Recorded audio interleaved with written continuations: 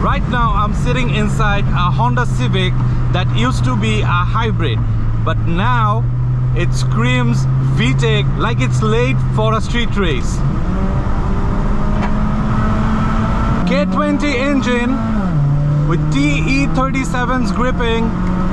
It's got Granador exhaust screaming. It has got RSR coils on the front and Blitz in the back, making the car very stiff but very, very beautiful to handle.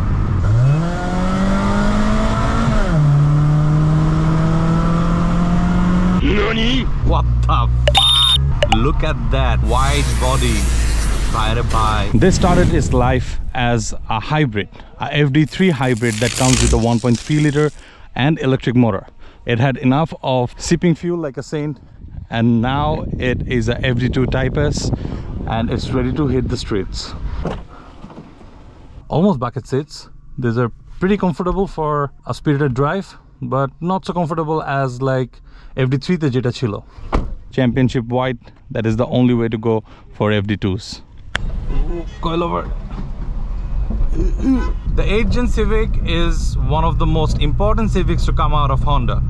It came in many phases, like the FD1, the FD3 and the FD2 that gave us the legendary FD2 Type R. The FD1 was the 1.8 liter usual regular gasoline engine.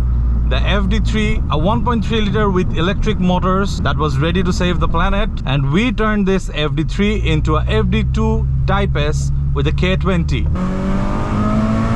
Listen to this. Woohoo! This FD decided it had enough of sipping fuel. This is the K20 engine from Honda, which is the K series 2000cc. It has got TE37s. These are 18-inch wrapped with Zestino tires, which I feel like is a bit oversized. Karon eta 245/40 R18. We've got the Mugen style spoiler in the back, Type S badge right there. It has got a Granador exhaust that's quite big, and it has got the entire kits, the side skirts from the Type R and the Type R with the extended kit, front bumper, a red Honda logo, and a carbon fiber hood. The FD1 was the daily guy, the FD3 was the nerd with the glasses, and the FD2 is the troublemaker that occasionally bunks classes to participate in street race. This might not have a lot of horses, a lot of kick, but this is surely a really fun car to drive. Interrupting bat time. What is the difference between a FD2 Type S and a Type R? Well, the Type R had the K20A engine with 6-speed LSD gearbox that usually does a lot of heavy lifting, and it's on a rice and chicken diet. But the Type S is the younger sibling of the Type R that has the K20 engine with a 5-speed automatic gearbox. It can still bench as much, but occasionally eats pizza.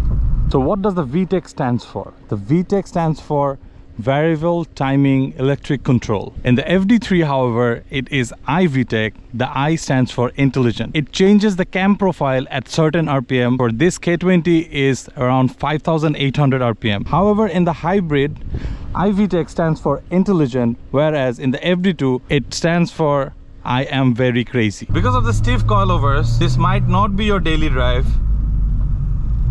To gain something, we must lose something. And here, I'm losing the orientation of my organs.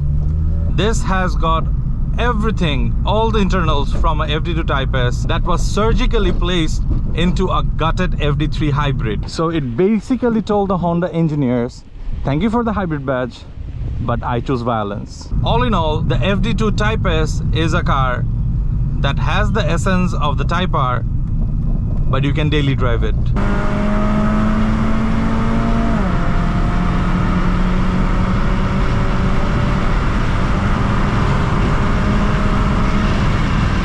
So question for you guys, what would you choose?